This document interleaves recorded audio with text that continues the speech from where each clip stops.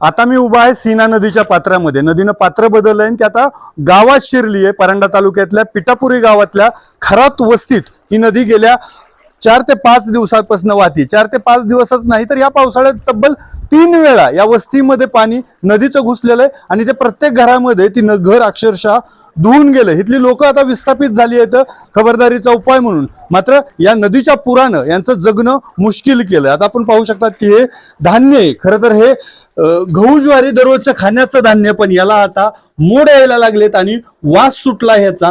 इथल्या घरातल्या प्रत्येकानं आपले जे अन्नधान्य आहे ते भिजल्यामुळे ते फेकून दिलंय आणि हे सगळे गावकरी आहेत की ते दिवसातून 3-4 वेळेस इकडे चक्रा मारतायत, सांगतायत की पाणी किती ओसरलं. मावशी, घरी कुणी कुणी आणि काय घरातली परिस्थिती आहे?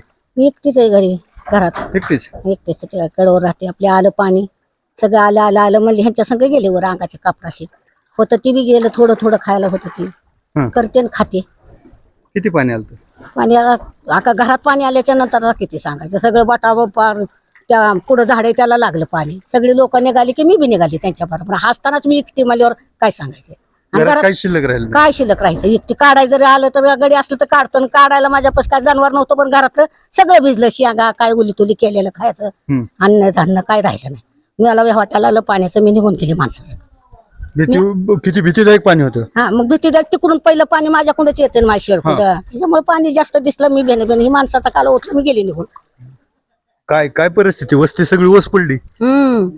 लय वस्ती वस पडली. असं कधीच झालं नाही आम्हाला. पहिलीच वेळ इथं लय वर्ष झालं आम्ही राहतो. किती वर्षापासून इथे? आता चांगलं 10-15 वर्ष झालं, 20 वर्ष झालं असते. माणसं आहे तिथे. नदीच्या कडालाच घर असल्यासारखे वाटतंय तुमचे. आपण कधी आलंच नाही आमच्याकडे. नदी लय लांब आहे तिकडे खाली. किती लांब आहे? भरपूर लांब आहे नदी. असं कधी झालंच नाही ना, त्यामुळे आम्ही इथंच राहिलेलो या. आणि आम्हाला राहायला पण जागाच नाही ना. आम्ही राहणं आहे इथं राहणारच राहिलो. लेकरं बाळ? लेकरं बाळ आहेत ना. 4 महिन्याचं बाळ आहे, 2 वर्षाचा लहान, एक दुसरा मुलगा आहे. असली एवढीची लहान लहान बाळ घेऊन आम्ही वरती गेलो. ही लहान मुलं आहेत, लहान अजून दुसरी 2 लहान मुलं आहेत. म्हणजे भरपूर लहानच आहेत ना. लेकरं का कोणाच्या घरी लेकरं नसतात, सगळ्यांच्याच घरी लेकरं असतात. पाणी आल्यानंतर भीती वाटली असेल? खूप भीती वाटली ना. कधीच आलंच नव्हतं कधी आजपर्यंत पाण्यात. जनावर काढून नेले. 2 जनावर तर वाहून गेली. 2च तेवढे वर घेऊन गेलो आम्ही. गुडघ्यात पाणी तवा जनावर नेलेत आम्ही. घरातलं वस्तू तर काहीच नेलं. घरात सगळ्या वस्तू ठेवलेत. काय काय वाहून गेलं घरात? सगळं वाहून गेलं. गहू ज्वारी सगळं घरातलं सामान काय म्हणणं नसतं, सगळंच असतं ते. गहू ज्वारी तर कणक्या टाच भरलं, सगळं पूर्ण पाण्यात गेलं. पूर्ण घरावरनं पाणी होतं. आता खायला इथं परत आलं तर आहे का? काय सुद्धा नाही. सगळं घरातलं सामान गेलं. काही सुद्धा खायला नाही आता खाली आल्यावर. सरकारची काही मदत भेटली का? काय नाही अजून. नुसतं तेवढंच येते. साखर शेंगदाणा एवढंच फक्त येतंय. दुसरं काय नाही. दुसरं काय नाही अजून. साखर शेंगदाणा असलं म्हणजे खायची ही सरकारचं नाही. हे आपलं असं मदत आले फक्त. म्हणून आले. हा, हे आपलं थोडस खायला फक्त दिलंय असं. सरकारकडून काही काही नाही भेटलं अजून. इथं स्थलांतरित केलं होतं, वस्तीतली सगळी लोक गेली. तुम्ही का परत आला तिकडे? जाणार कुठं आम्हाला आम्ही रस्त्यावर राहतोय वरती. पाणी कमी. वरी रस्त्यावर राहतोय आम्ही इथं. जनावर तर रस्त्यावर बांधलेत. पाणी कधी खाली मग का पाणी कधी खाले ते खाली आहे नको का? ते बघायचं नाही का येऊन? मग सारखं खाली येऊन बघतोय. 8 दिवस झालं खाणं पिणं. 8 दिवस झालं असंच पाणी सारखं घरातच आहे. 1 दिवस एवढं कमी झालं की अजून वाढते.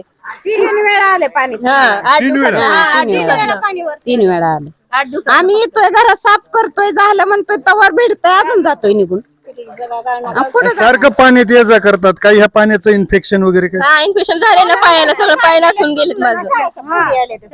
सगळं पाय नासले तर पाय सुजून टम झाला. लेकर आजारी पडलेत. काय करणार?